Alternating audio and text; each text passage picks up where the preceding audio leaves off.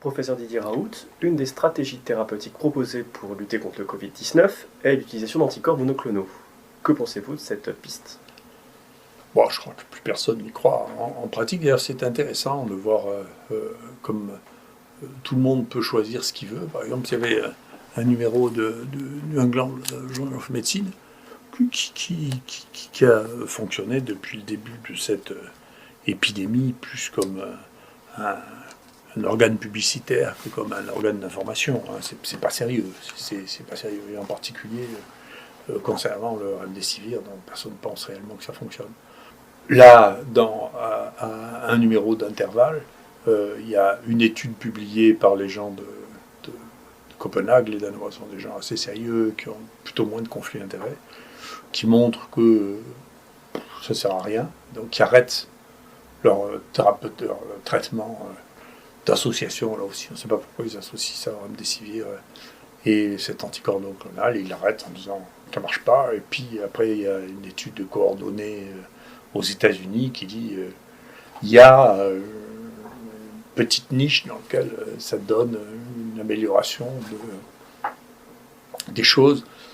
Et puis, encore 15 jours après, il y a le FDA qui retire l'autorisation, alors que nous, on a encore la MM pour ce produit. Donc, même les Américains considèrent que leur produit américain ne marche pas. Et qui est dangereux, c'est ce que je dis depuis le début, parce que l'association là, de remdesivir plus d'un anticorps monoclonal, pour favoriser les variants, alors c'est un mécanisme qui est expérimental. Donc ça marche très bien pour pouvoir fabriquer des mutants. Donc moi je voulais d'ailleurs écrire une lettre, mais ça m'amuse d'écrire des lettres au New England pour commenter leur article qui sont vraiment, qui ont atteint un degré étonnant, qui me refusent, mais je les mets online, ça m'est égal. Mais j'ai pas eu le temps que déjà la FDA disait qu'il fallait arrêter. Donc mais c'est simple, c'est vraiment simple. C'est comme quand les gens me disaient, vous savez, les virus ARN, ça mute pas. C'est un truc quand même. Il faut entendre un truc comme ça à mon âge, si vous voulez. Il faut entendre ça, ça veut dire, écoutez, c'est quand même une des bases les plus faciles des choses que nous enseignons aux étudiants en troisième année, que tous les virus ARN ont un taux de mutation plus élevé, c'est basique, et que si vous mettez un équivalent d'une des bases d'ADN, d'ARN en l'occurrence, vous favorisez la mutation. Et là aussi, c'est aussi une donnée, comme ça, vous pourrez regarder sur la curiosité si vous lisez l'anglais, ça a été publié là aussi, dans le New England, sans qu'ils disent que c'est un remdesivir qui fait ça, mais chez des gens qui ont un portage viral prolongé parce qu'ils sont immunodéprimés, si vous leur donnez du remdesivir et qu'en plus vous leur donnez des anticorps, mais ce qui se passe, c'est exactement ce qui doit se passer, c'est-à-dire vous mettez un agent mutagène et vous mettez la pression de sélection avec les anticorps, il vous sort des virus qui sont résistants et qui acquièrent toute une série de mutations, en particulier là dans la zone dite spike, qui est celle qui fait la résistance aux vaccins et aux anticorps. Donc tout ça, c'est assez banal en réalité. Donc, mais comme le fait de prendre les choses avec un peu de recul et un peu de bon sens, et sans l'engouement extrême pour des choses qui sont totalement nouvelles et dont on n'arrive pas à démontrer qu'elles servent à quelque chose, n'est pas là, eh bien, les gens s'excitent autour de la pilule miracle, et donc c'est une pilule miracle qui disparaît en plus. Parmi les autres pilules miracles, elle va rejoindre le cimetière des pilules miracles, qui remplace le cimetière des éléphants, parce qu'il y a moins d'éléphants. Donc on réutilise le cimetière des éléphants pour y mettre le système des traitements miracles du Covid. Voilà. Quelles sont les dernières données que l'on peut observer concernant la vaccination ? Ça y est, on commence à avoir des données. Là aussi, il y a un travail très intéressant qui est sorti dans le Lancet, là, qui analyse d'une manière très honnête, je crois, en Angleterre, l'efficacité du vaccin AstraZeneca contre le mutant anglais, justement, qui est celui qui circule le plus, qui fait, chez nous, il fait 90%, 85 à 90% des cas, et en Angleterre encore plus. Ce que ça marche, et ce que ça montre, c'est que ça marche pas très bien, enfin ça marche moins bien. Ce qu'on pouvait imaginer, là aussi, c'est pas des choses qui sont magiques. Vous prenez juste une protéine, qui est celle du virus qui était là en mars-avril. et vous faites un vaccin qu'avec cette protéine plutôt qu'avec tout le virus. La chance que vous ayez une mutation dans cette protéine qui rende résistant soit aux anticorps monoclonaux, soit au vaccin, est une chance assez élevée. Si vous prenez tout le virus, peut-être que c'est moins directif, peut-être que la concentration est moindre, mais il y a une chance qu'il reste une certaine immunité. Tandis que là, comme immunité, c'est très fragile puisque c'est basé sur très peu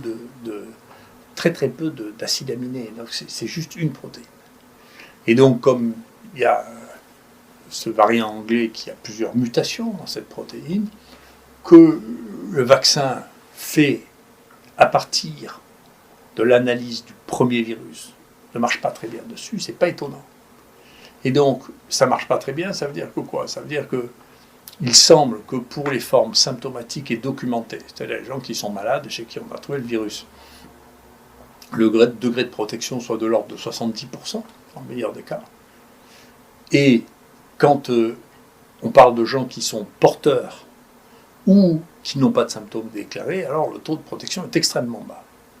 Donc ça pose la question de son usage, et je pense que l'on retrouvera, et alors quand on regarde sur les nouveaux variants, alors ça marche très très mal, c'est-à-dire le variant sud-africain et le variant brésilien, ça marche extrêmement mal. Donc maintenant se pose la question, d'accord, mais alors qu'est-ce qu'on fait de ça en pratique maintenant pour donner des conseils aux gens. Donc moi je redis, pour l'instant, le vaccin n'est pas obligatoire, donc c'est les médecins praticiens qui doivent discuter avec leurs malades pour leur dire, écoutez, moi je vous conseille ou je ne vous conseille pas de vous vacciner. Pour l'instant, on est libre de le faire ou pas. Donc ce qu'il faut regarder dans la raison pour se vacciner ou ne pas se vacciner, le point le plus important, c'est bien entendu de faire comme d'habitude. J'avais écrit un livre sur le vaccin, et comme d'habitude, je suis d'accord avec ce que j'écrivais à l'époque. Je vais en rajouter un chapitre sur le Covid. C'est quel est le bénéfice à espérer. Donc, quelle est la balance entre le risque et le bénéfice. Quand les gens vous disent qu'il n'y a aucun risque, c'est pas vrai. Voilà. C'est pas vrai. Il y a un risque avec toutes les actions que l'on a. Là, les risques de ce vaccin, on commence à les connaître. Il y a des risques vraiment dangereux, d'allergies dues aux composés qu'on utilise, le polyéthylène glycol, les gens qui font des chocs anaphylactiques, éventuellement mortels. Il y a des gens qui font des thromboses. Donc, les chiffres qu'on a nécessitent d'être solidifiés, de savoir quel pourcentage, combien il y a de gens qui font des accidents potentiellement mortels. Est-ce que c'est 1 pour 100 000 ? Est-ce que c'est 1 pour 10 000 ? C'est des choses qu'on doit savoir pour dire, voilà, ça c'est le risque que vous prenez avec le vaccin. Maintenant, quel est le risque que vous prenez quand si vous n'êtes pas vacciné ? Eh bien, c'est un mélange entre la proportion de gens qui sont infectés et puis la proportion de gens qui, étant infectés, font une forme grave. Et donc, pour éviter les formes graves, ce vaccin a probablement un intérêt. Donc, les formes graves, vous voyez sur ce papier qu'on a fait avec Mathieu Million, vous voyez que jusqu'à 50 ans, des formes graves apparaissent dans des terrains très particuliers, des gens qui ont des cancers ou des gens qui ont vraiment des obésités maladies. Si vous voulez, il n'y a pas de formes graves, il y en a très peu. On a analysé ça sur les bateaux, et sur le Charles de Gaulle ou sur le Franklin Roosevelt et les porte-avions. Tu vois, il y a eu sur le porte-avions Franklin Roosevelt 1 mort, et on ne sait pas s'il était obèse ou pas, et puis sur le Charles de Gaulle, il y en a eu 0. Donc ça veut dire que là, le risque relatif de danger qu'il y a est un danger qui est relativement faible, et que donc, chez eux, il faut donner le choix aux gens de réfléchir. Après, quand vous dépassez 75 ans ou 80 ans, là, bien entendu, le nombre de gens malades qui risquent de mourir devient important. Il y a une mortalité chez les gens qui ont plus de 85 ans qui est de plus de 20%. Donc le bénéfice à espérer dans une période où le virus circule, pour des gens qui ont plus de 80 ans, est très bon. Donc il y a une question de relation entre le risque, ça c'est par individu, est-ce que j'ai intérêt à le faire ? Est-ce que c'est mon intérêt de le faire pour me protéger, ou est-ce que c'est pas mon intérêt de le faire pour me protéger ? Et donc ça se calcule avec, voilà, est-ce que les gens sont âgés ? Et deuxièmement, est-ce qu'ils ont des facteurs de risque? Les facteurs de risque qui sont les mieux identifiés, c'est l'obésité, les cancers associés, les pathologies respiratoires chroniques, éventuellement la sédentarité, qui sont des éléments. Et puis, si dans l'époque de grande terreur dans laquelle on vit, ça rassure les gens d'être vaccinés, il faut qu'ils se vaccinent. La mortalité est très faible. Le vaccin, il y a des inconvénients. Plus d'inconvénients que ce qu'on nous disait. Il y a un travail qui vient de sortir dans Nature, justement, où il y a 70% d'effets secondaires avec le vaccin de Pfizer. Alors qu'on n'avait jamais vu ça avec un vaccin. C'est 2 à 3 fois plus que le vaccin contre la grippe. Donc il y a des effets secondaires. C'est une chose. Deuxièmement, il y a quelques effets mortels. C'est le risque. Est-ce que le risque vaut le coup d'être pris? Certainement, quand on fait partie d'une population en risque. Si on fait une population qui est sans risque, on peut se poser la question de savoir, c'est le choix de chacun de faire ça. Vous parlez ici d'un bénéfice-risque pris au niveau individuel. Est-ce qu'au niveau de la collectivité, est-ce qu'il est intéressant d'être vacciné pour protéger les autres, pour éviter de contaminer les autres?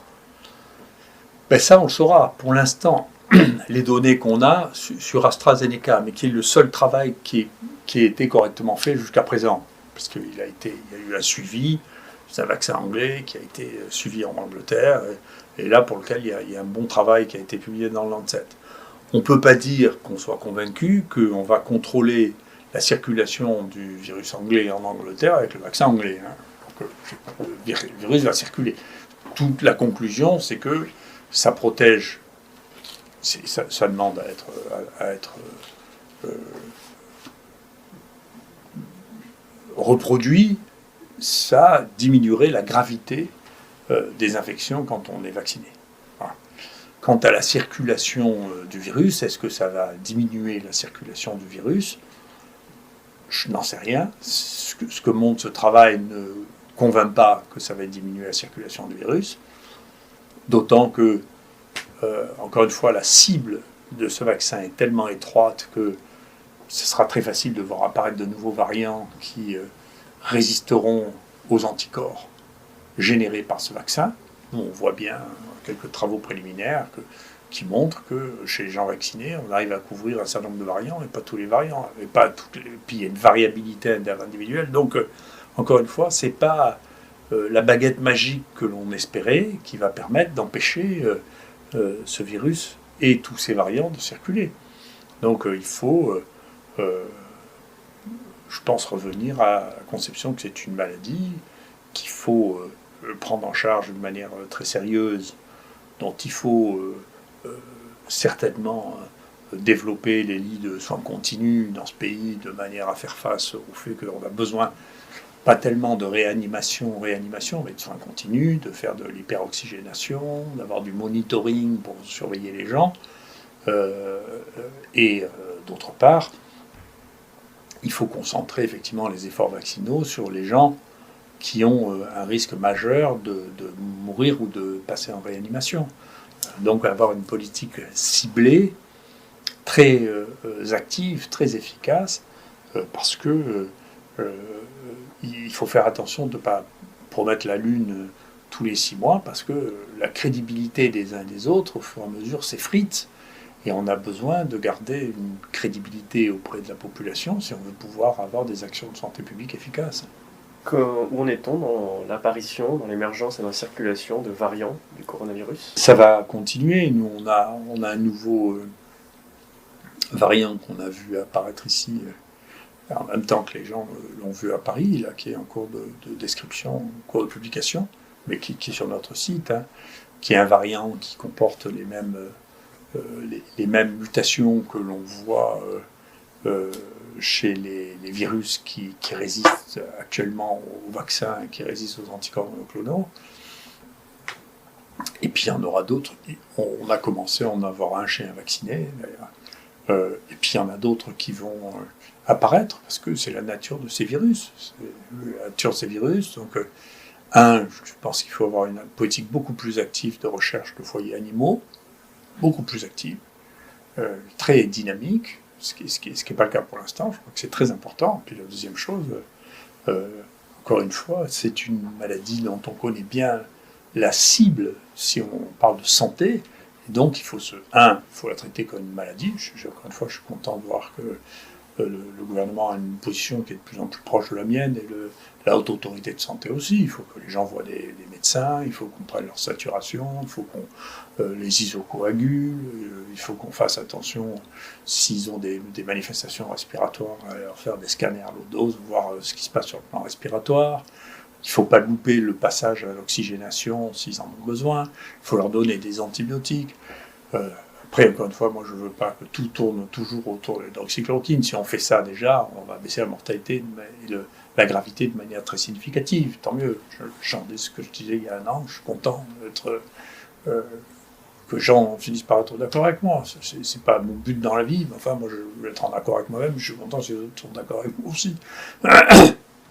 Mais encore une fois, le point est qu'il faut à la fois prendre au sérieux cette maladie, la dédramatiser pour pouvoir garder des réflexes normaux, des réflexes médicaux normaux, la prendre en charge avec les éléments que nous avons actuellement et cibler notre effort, non pas en empêchant de vivre les plus jeunes qui ont moins de 30 ans qui vont finir par exploser, qui risquent rien, mais plutôt sur les gens qui risquent quelque chose, c'est-à-dire les gens de plus de 70 ans, pour lequel c'est ce qui a commencé à être fait. Il y a une vraie stratégie de vaccination qui a été mise en place et on peut espérer qu'on aura des résultats avec une baisse de la mortalité. On est en train de voir une baisse du nombre de cas chez les plus de 75 ans, qui témoigne peut-être, on verra bien, de l'efficacité de la vaccination. Merci beaucoup.